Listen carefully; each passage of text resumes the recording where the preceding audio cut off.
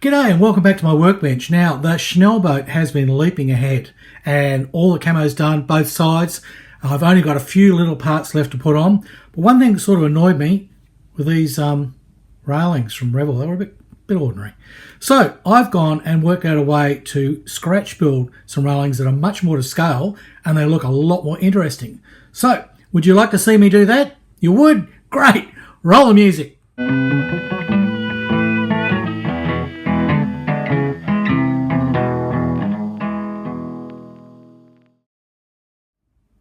If you're enjoying this series on YouTube, then please hit the like button on the videos, subscribe to my channel, hit that bell notification, and if you really want to help me out, then go to Patreon. There'll be a little link up here and there's one at the end of the video. And for as little as $1 a month, you'll get my videos one day early and advert free. How good's that? Plus you get to chat to me behind the scenes. So if you're really enjoying all this, I would appreciate it if you could support me. Now this is the kit part for the railing, and it's not badly moulded, it's fairly clean, it wasn't much flash on it. You know, it's all the posts, or stanchions if you like to call them, they're pretty much to scale, they're just over 1 millimetre in diameter. But the rails, horizontal part, they look a bit thick, and checking my references, they're thinner. They still are straight. I mean, there's only a few spots where there's actually cordage that droops, and that's where there'll be one at the end of this before another railing starts, and that's where they'll unhook so they can let things on and off the boat, right? But basically, these railings, they were metal, they were straight, yeah, but they weren't that thick. And this is one of the first custom scratch rails that I made, and it wasn't too bad. Now the thing is, I found it really hard to drill the hole, the second hole here. It was easy enough to drill a hole on the top, and these were 1.2 millimeter stock that I had lying around. But yeah, I couldn't. Every time I tried to drill a hole in the bottom, I even tried to stab it with a hot needle. The results were very random. It was lucky if I got 20% of them survived, and then they still weren't the best. So then I tried to add 0.5 millimeter stock along there. This is 0.5 millimeter brass shoved through there. The thing is with putting the stock in there is sometimes they don't fit, and also once they're in, the distance between the feet, right, is fixed. And try as hard as you might to get these the exact distance that you need along the top, the bottom is going to basically waver and be out, and they have to fit and click into exact position holes on the deck. So you need a method that allows this to just wobble. You know, it's going to be like 1/4 millimeter, just that little bit of wobbliness, so that they will fit. So I came up with this, and this time I have got that second run through, and I found a way to drill that second hole. See, the whole problem is you drill the first hole and it doesn't matter if the thing rotates a little bit, you can always angle your pin vise as you're going in and you get a hole. But to get the second hole exactly aligned so that both of the runs are going to go through exactly at the same horizontal position and exactly aligned, I mean, that is really tricky. That is very hard to do, and there's no way you can sort of vice this and hold it. Well, not that I have found, because it's so thin and so small and it tends to rotate. Well, eventually I did find a method, and I had to make a special jig to make that happen. And the beauty is I've only cemented, well, CA glued the top run in, okay, and one end, this end here. I've cemented that end on both of them. So that's locked in. But all the rest of this has jiggle, right? That can actually slide back and forth. It's hard to see because it's so small, but that can move back and forth on the brass rod, which is going to give me that wriggle room I need to be able to fix this to the boat. And once they're painted up, because they always just look a little thicker once I've got some paint on them, because we're working in very small tolerances here. That one's painted up with styrene, and I think you'd agree that looks a hell of a lot better than the plastic ones, which are really fat. So mine have the little bit at the top there, which would have existed. The burring that happens with the drilling gives you sort of the look of a stanchion, as it would to lock in the horizontal pieces. It just adds so much more detail, and it's much thinner, much realistic. I've also made up the railings in much shorter sections. I'm going to put 3 on each side, 3 sections about this long. So rather than this great big long thing, there is another break here, which is where they accessed the rear area where the machine gun is. So that was more realistic, and it just added more detail and interest. Okay, so how do I make one of these? Let me show you. This is 1mm diameter rod stock from Evergreen. So that's handy, and it'll be to scale as close as possible. If I went any thinner, and I did try that, it's just too hard to try to drill holes, because as it is, I'm going to be drilling a 0.5mm diameter hole in this. So it doesn't leave a lot, 0.25, like 1/4 millimetre either side. You'll have to figure out what that is in inches if you insist on being an imperial. Dun dun dun dun dun dun dun dun dun. Yeah, okay. No, sorry, I'm part of the Revell Alliance, so we're in centimetres. Okay. I need a whole lot of these to be the same length, and they're going to have to be exact. This is what I've found. The tolerances are so fine. All of my stanchions, all of my posts have got to be 13.5mm. Yeah, it's going to be a tricky ask, but I have a way around that. So let me show you. I've made up a little jig here. All I've done is put some tape down. There's also other things on here in this jig that we will see later on. And when I push my tube up against here, it probably goes to about 14, which is what I want. Just that little bit more, and there'll be a reason for that. As I found, you need to start oversized. And then I can rest up to the rule end, and there we go, there's one. I'm going to need a whole pile of these. I'm going to need about 7. So you can talk amongst yourselves, light them if you got them. Alright, so they are roughly, I found, when I first did this I thought it would give me the exact lengths, but it doesn't. But they're close enough, and it's a good starting point. So I'm not wasting too much sprue. What have we got? Anybody counting? What's that, 5? 6, 7. Alright. Now the next process is we're going to have to make sure they're exactly the right length. But before we do that, the thing that you need to do first is the top of each post needs to be round. Okay, so what I do is at a 45-degree angle, I just rotate it in my hand. Okay, maybe I can show you better this way. Very gently with this sanding block until I get the edges off, and then I'll just give it a curve. Right? It's always best to sand curves if you want curves. And it doesn't take much to remove millimeters off this stuff really quickly, because you've only got a 1mm thick rod, so you know you don't want to muck around. And then the other end, I'll just make sure the cut is reasonable level. So there's one. All right, I'll prepare all of those now, and then we'll move on to the next stage. All right, I have my 7 rounded off posts, and I've got the rounded end over here on the left, and I want those up hard against this rule. Now I've put a weight on this rule so it will not move, and I've aligned it to my cutting mat. Everything's about precision. That's what I found. You know, it's all very well drilling the holes, but you can get all that done, and then if you haven't lined everything up, the tolerances are so fine with these railings that they end up looking comical. So it's all about preparation. Preparation, preparation, preparation. Okay, so we need to line those up. And you'll see they are not all exactly the same length. Okay, and this is what happens. So some of them are 14, some of them are 13.5. Now with them lined up, and I check each one individually is pushed up hard. The thing is, the round end is against the rule because that is a fixed point, right? The bottom of it we can adjust. The round end has to be the round end. It can't change.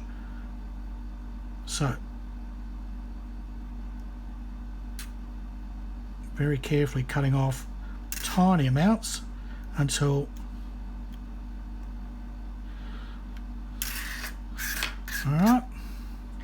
Now, the trick here is, again, you could be at ever so slight an angle, all right? And that can't be helped. But you have a group of posts here, which at least all line up at the bottom, all line up at the top. That's what you want. So what you need now is to preserve that. This is the secret, okay? We need to preserve that. Now we'll be drilling holes in the round end and halfway along. So halfway along,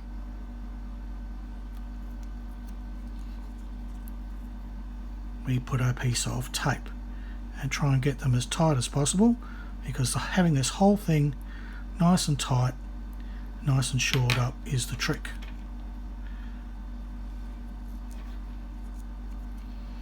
Believe me, I have done this so many times and found all the ways not to do it. Okay, so now they all should be lined up. All right. Makes you want to have a cigarette, doesn't it? So they are now pretty good. They're about the right length. They're all lined up as best as possible, and we can now move to the drilling stage. Now on my little jig here, I also made a section here where I have a piece of tape that is the correct length that I need, and I put, you can see already there's a whole lot of holes there. So I'll try and pick a section where there aren't many holes there. And again, making sure everything is as level as possible. And then I'll want to tape down these two sides as well, so I don't want this thing moving.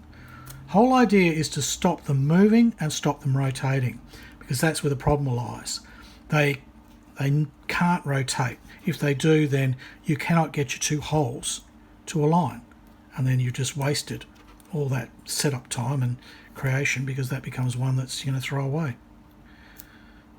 So taping this in, I mean, you're going to get a tiny bit of movement, but a little bit you can cope with. But you know, if it's like 5 degrees out, just stuffed. So that's locked in as tight as possible. Okay, so there is my setup. Now what I need is, I'll need a hole in the top. What I do here is I'll put a rule there, and basically probably 2 millimeters down, 1.5 millimeters down. I don't know. All I know is that when I rest this very sharp knife up against it and the blade and the point goes down, I want that point to be in basically the center of that roundness. Or if that round thing was a sphere, it'd be in the center of that. So it's just there. So every one of these, and don't push hard, because if you do, you'll slide off this thing like there. I just slid off that one. I might have to come back to that one. I'm aiming for the middle, and all I'm putting is a very, very tiny pilot hole. Now you probably won't be able to see it, but there is that tiny little pilot hole there. In fact, my drill bit can find it. That's the beauty of this. That's given me that exact spot. So now if I only use the weight of my drill bit, or my pin vise with the bit in, right? No pressure other than that. It should stay in the pilot hole and get started. And it won't take long to go through. We're only dealing in such small amounts of plastic. So now I can apply a little more pressure, trying to stay perpendicular the whole time. I'm drilling down a little further into the wood. Okay, so I have my tiny little hole drilled there. Now I'm going to use this, just a bit of brass wire that I've bent that basically works as a holder. So you'll notice I've got my thumb on that piece when I did the last bit of the drilling, because everything can move a tiny amount if you're not careful. So now that will go into that hole, and it'll go into that hole. Yep, and it'll go down into my wood. Okay, so that is now well and truly locked, and that will keep that in the position that I need it to do the next bit. So what I need to do now is, I've already made sure that my tape folded over, and it was the it was the position that I needed for that middle hole. I didn't show you that, but I basically cut the tape to 15 millimeters. All right, so that basically, when it folded over, allowing for the thickness of the rod and just the basic folding, I know that that will then line up and pretty well give me what I want. So putting my rule against that, I can again bring out the sharp knife and very carefully laying that on the middle.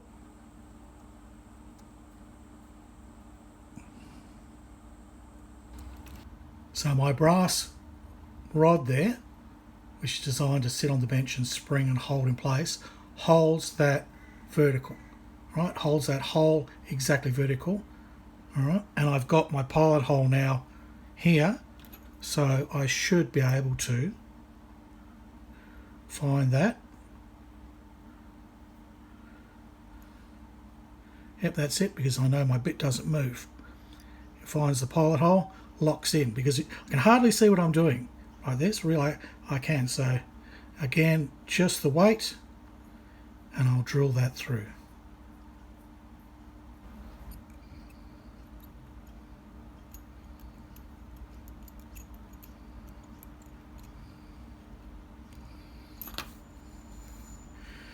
And there we have it. I'll pull that one out. I now have two holes that are as close to being in the middle of those posts as possible, but what they really are that works is they are parallel to each other, and that is quite tricky to achieve. But this method, you've got to take it slowly. You only use the weight of the tools to get started. You don't push until you're basically starting to get some holes. So they're ready to go. I won't pull that out. I now drill all the other ones until I have the whole set in order, and only when they're in that order do I then build my railing in that order. So even if there's a slight drift in height along here, right, it still will be consistent when I do the railing. The railing will only drift by a tiny 15th of a millimetre along its length, so you won't have it going up and down and up and down. You'll just have that tiny gradual drop which you won't even see. All right, I'll get on. I've got to drill the rest of these. There we have all my little holes drilled out, and they're as close as I'm going to get. They'll be fine. They'll line up okay. But you're working in such tiny tolerances, but at least they're in the middle of the post and they're level. With that out of the way, a lot of other things can be forgiven. Right, now, making the railing. Now the kit's railing, as I said, I've divided the long one here into two, and I've done that at this point here. Okay, from there to the bow is 8 posts, but from this one to the stern is 7 posts, and that seems to be a natural point where it breaks on the kit. And I can put some cordage in there which will basically fill that, or you could even, once it's all glued up, fake it and put in some styrene rods, as I did in that test piece, because you've got a fixed amount, you know the distance. You could just put some rods in and complete the rail if you wanted that. But it's easy to make short sections because they're not as ungainly and hard to work with, because things start to get wobbly real fast. Alright, so this section here, from there to there, we need to make that. And if we measure that up on our cutting board here, we've got about 9 centimeters. So my brass rod is about twice that. Amazingly, my brass rod was just short, that much short, about 5 millimeters short of actually doing the entire run, which is what led to me doing some research and going, okay, I could break my railings there. So what I need is my rod divided into 2. Okay, so my midpoint of my rod will be there at 10 centimeters, and that gives us just a little bit of wriggle room. And I need 2 of these, obviously, because there are 2 railings. So, snap. Alright, this is the trick to putting them on, and believe me, there is a trick, because it's so easy to snap them, and it's so easy to get just about finished, and then you totally wreck a couple, because once they're on the brass rod, they're very fragile and they're prone to breaking. So this is what I do. First thing is I jam the rod into one on the board before it moves. Okay, this is the easiest way, believe me. If you try doing other things, well, there might be another way, but this is the easiest way I found. and then I pull that out of the stack, leaving all the rest in order, because again, I want to work in order. Now, the one thing you don't want to do now is push that on there, because it'll literally rip the whole thing apart. Because remember, we've only got 0.25mm either side. So you grasp that, and then you rotate the rod, and it goes through. That's the easiest way, and then it basically sits nicely. This one's a little bit loose. Often they're quite tight. So this one, I would then be able to slide roughly down to that end. Don't bunch them all up. I did that as well. Bunch them all up, because the tiny differences in the distance that you have done with your holes is enough to tear open the holes. So again, space them out. So there's one. We don't put the second we don't put the second rod railing in yet. And there's reason for that as well, because you end up snapping them. This is the easiest way, well, the safest way that I found. So number 2 is off, okay? So again, holding that, rotate, because if you try and push too hard, okay, so that one's on, and that one's quite a firm one. Once they're on, you can do this with your fingernail, putting equal pressure on either side and push them along. That will work. So I've got 7 of these, got a 9cm long piece of rod. They're going to be 1 1/15 each one. So I'll get on now, and I'll take all of those off, and I'll add them all to this rod using that method.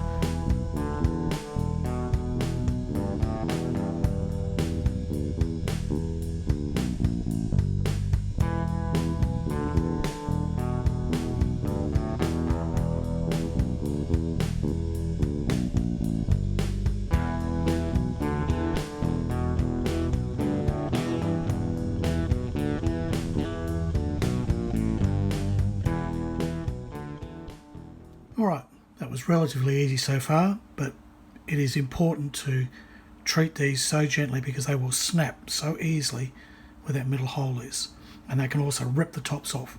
Now, getting them roughly in position, they don't have to be exact at this point, but you need them roughly in the position that they're going to end up. This does help, and it's best to have that overlap on either side. You want to have as much overlap as you can, which is going to aid with gluing and setting. So you can slide them with your nail. If you grab, they'll snap. The nail means you'll be using as much of the plastic as possible. Alright, so roughly that's about right. Okay, there's our 7. Now, what I didn't show you last time, I ended up doing slightly off camera, is for the rod to fit nicely and to slide in well, you best get any burring, and also it's good if you can round or at least point the end. So I simply just do that with my nail file here. Well, not a nail file, what's this? Diamond file, yes. And you don't want to be holding too tight, you'll bend your rails out of existence. This stuff is also fragile. So again, rotating, and through it goes. Alright, and don't push it along there. Fingernail hold and rotate, because when you push, you'll knock the whole thing out of shape. Next one, same thing. Like if you try and push, it won't go in because you're dragging the other one with you. It's all about rotating, I found. So locate the hole,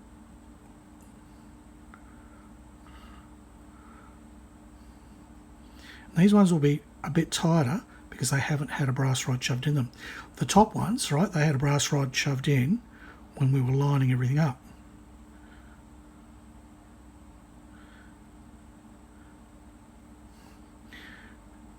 Now this is where your skills of drilling your holes and getting them all perfect comes into play. So the last thing we'll do here is put too much pressure, because you can pull this apart and get these things so out of whack. So there we go, there's the point. Rotate. You literally drill in. When you get to the last few, they can be quite problematic because you're really pushing against a lot of friction and trying to get it through. So very gently it is worth drilling out those holes a bit more. Just make sure they are well and truly drilled out. Make your life as easy as possible.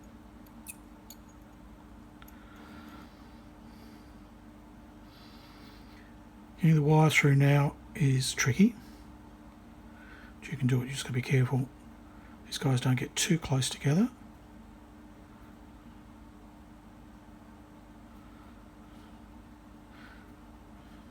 It gets very strong at this point, then it gets very tough.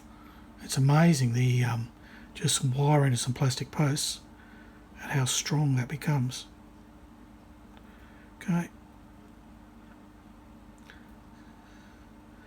The reason I didn't drill out the early ones is I wanted that rigidity. I wanted those to be nice and hard so they don't move too much.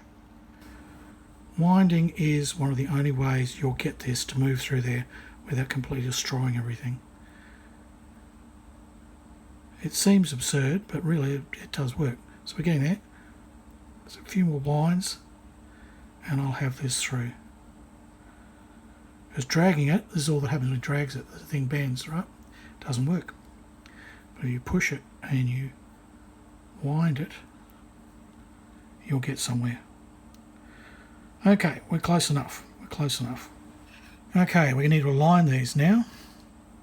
And we should have, yeah, we've just got enough to do it. So with that one just over the edge there, that's the first one. Line it up there. We'll get an approximate spacing before we go for our...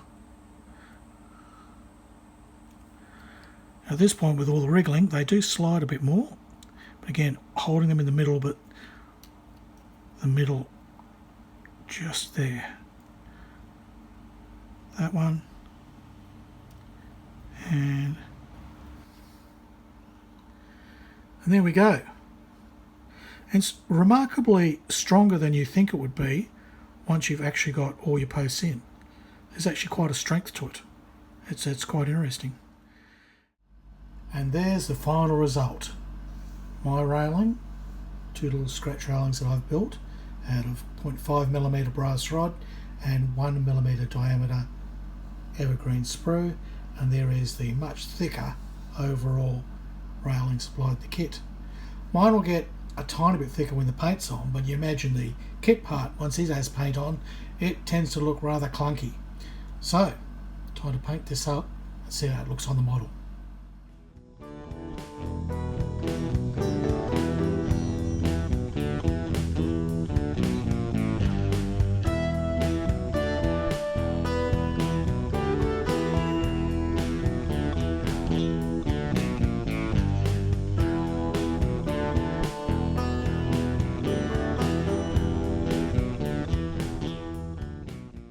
And now for the moment of truth. Let's see how we go here. So you